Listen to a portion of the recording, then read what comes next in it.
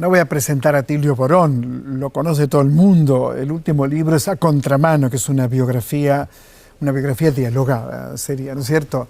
Un gran libro, estupendo. Atilio, ¿cómo estás? Bien, bien, muy bien, gracias por la invitación. Atilio, politicólogo, etcétera, etcétera, etcétera, ¿no es cierto? Yo siento que la democracia está en peligro. ¿Vos?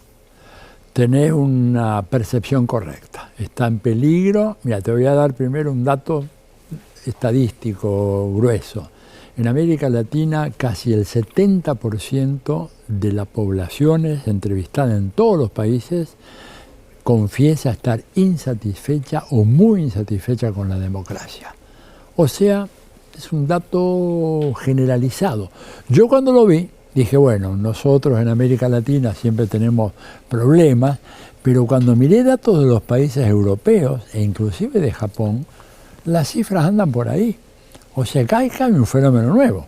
El ciclo que arranca después de la Segunda Guerra Mundial, ¿no es cierto?, económicamente con el keynesianismo, la expansión económica, la mejora en los derechos, etc., ese ciclo se agotó. Y tenemos democracias de baja intensidad en todo el mundo. Bueno, si en la Argentina tenemos 40% de pobreza, es evidente que la democracia en 40 años, ese problema no lo pudo solucionar. No lo pudo solucionar. Tampoco lo pudo solucionar Estados Unidos, que sigue clavado en un 15, 16, 18% de pobres, con además datos que han salido ahora, Osvaldo, que son impresionantes. Un estudio, creo que es de la Reserva Federal, toma 60 años. Desde Kennedy, 1960, al 2022, viendo qué pasó con el 90% no rico de la población americana. Esos tipos no mejoraron $1 en 60 años en cuanto, controlando por inflación, ¿no? Y cuando vos mirás el 1% más rico, es un crecimiento exponencial, o sea, un nivel de concentración fenomenal de la riqueza. Y además, si profundizás el bisturí, decís, bueno, no el 90% no rico, sino el 50% menos rico.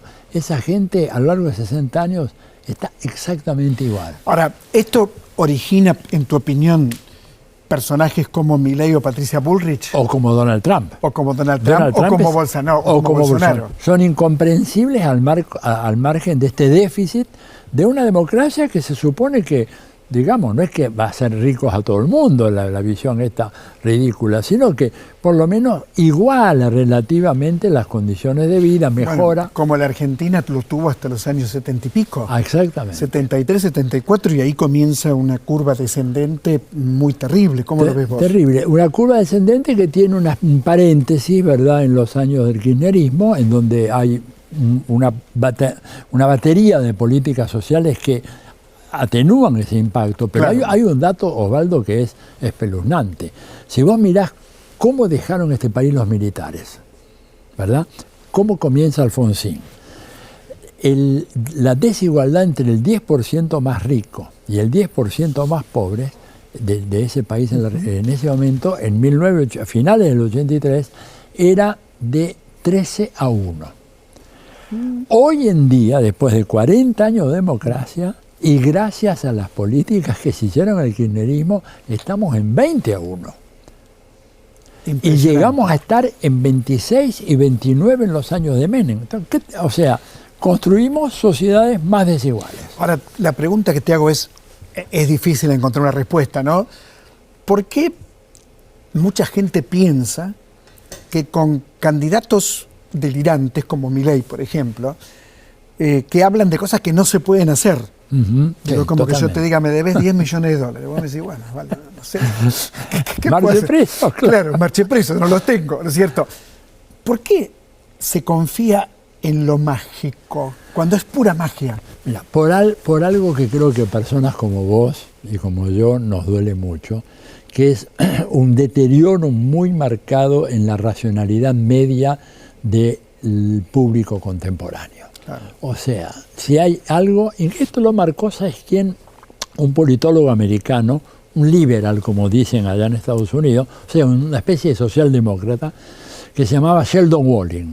Él escribió un libro, se publicó acá, la traducción se llama Democracia, Sociedad Anónima, y en donde ya desde el primer capítulo el hombre dice que los gobiernos democráticos en los últimos 20, 25 años parecieran estar orientados a tratar de desalfabetizar políticamente a sus respectivas poblaciones. Que hoy la gente tiene menos cultura política de la que tenía en los años 60, 70, inclusive 80.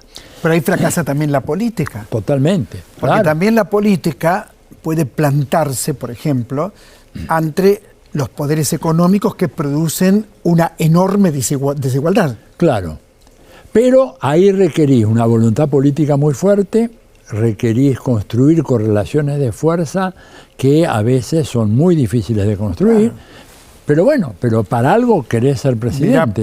Mirá la fuerza del Fondo Monetario que dice vamos a quitarle un 22% a las clases populares y lo hacen. Y lo hacen. Pero podríamos resistirnos a eso. Desgraciadamente, bueno, no lo hemos hecho, no lo ha hecho casi ningún país, ¿verdad? Y entonces hay estas involuciones. Bueno, porque también se necesita un poder político que no tiene el gobierno, por ejemplo. No. Un enorme poder político. Claro. Mientras que los poderes fácticos fuera del gobierno se han hecho cada vez más poderosos. Cada vez. Bueno, la riqueza concentrada a niveles fenomenales, inclusive en este país. Y además con ricos que no quieren pagar impuestos, porque este es el otro tema que es peculiar. ¿Qué papel cumplen para vos, lo digo con mi lenguaje, ¿no? Las cloacas de las redes? Ya di una opinión, al decir las cloacas, ya di una opinión. Bueno, no, es un papel que es... A ver, yo tengo una opinión negativa y comparto, a veces uso la expresión las cloacas, también lo hago en relación a los medios convencionales. Por supuesto, ¿verdad? Por supuesto. Pero hay un dato que es muy preocupante, que es el siguiente. Diversas investigaciones demuestran de que la gente le da mayor credibilidad a una mentira, a una fake news, que a una información correcta. Y te pongo un ejemplo, es impresionante. En la campaña presidencial, Donald Trump, ¿verdad?, en el 16, sacó un tuit diciendo que estaba complacido por la llamada telefónica que había recibido del Papa Francisco, deseándole la mejor de la suerte en las elecciones. Vos imaginate la reacción de Francisco, de gente que sé que habló con él del tema, el hombre estaba fuera de sí. Pero no se iba a poner Francisco desde su cuenta a polemizar con un candidato. No. Entonces, ¿qué hizo? Dijo, bueno, que la Secretaría de Estado del Vaticano emite un comunicado diciendo que no hay ningún registro de ninguna llamada telefónica que haya salido del Estado de la Ciudad de Vaticano hacia Estados Unidos en la última semana. Con lo cual era evidente que lo de Trump era una mentira. Por supuesto, sacan el comunicado, el New York Times, la CNN, el Washington Post, felices de la vida, diciendo Trump es un mentiroso, el Papa lo desmintió, etc.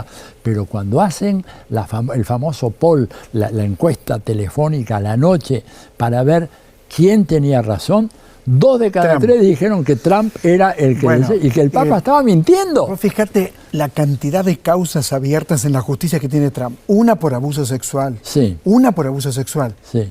Y sigue liderando a los republicanos. Totalmente. Y está en este momento, si hubiera elecciones, hay un empate técnico entre Biden y Trump, pero lo que pasa es que según la justicia norteamericana no se le puede impedir que sea candidato a presidente todavía, a salvo que esas causas, la de acoso sexual la van a dejar de lado rápidamente. Las otras, atentado a la seguridad nacional, salvo que se hayan abierto y cerrado todas las instancias de apelación, con lo cual no hay tiempo. Claro, o sea que si él gana las elecciones, en noviembre del año que viene, va a ser presidente si las gana, aun cuando estén todos esos crímenes pendientes de ser efectivamente sancionados y aplicados en su caso, ¿no?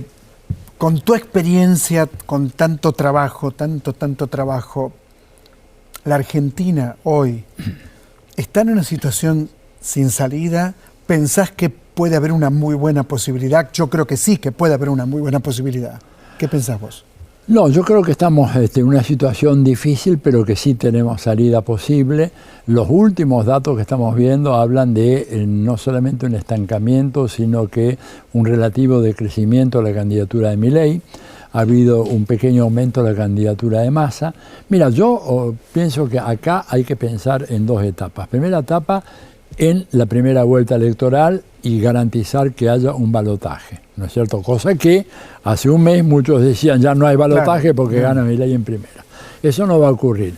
Pero luego, bueno, una campaña muy fuerte y yo creo que podemos aventar ese peligro. No estoy seguro si Milei es capaz de resistir un debate, ¿te das cuenta? Sin que tenga un debate profundo. Un debate profundo. Maestro, pero muchas gracias, Atilio, muchas gracias, de verdad, muchas gracias.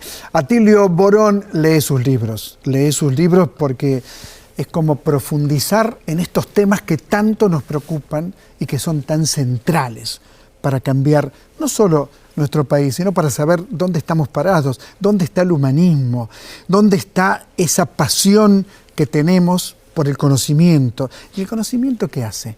Nos abre caminos posibles, se convierte en una práctica. Ahora bien, el odio no sirve para nada. Y lo que propone hoy la derecha y la ultraderecha en la Argentina son discursos de odio. Y esos discursos de odio provocan esta situación donde yo digo, la democracia está en peligro. Y agrego, luchemos todos los días por nuestra democracia. Esto es Otra Trama, gracias a Sol Pence, excelente productora, que logra que hagamos programas como este y nos sintamos felices de hacerlo. Hasta la semana que viene. Muchas gracias.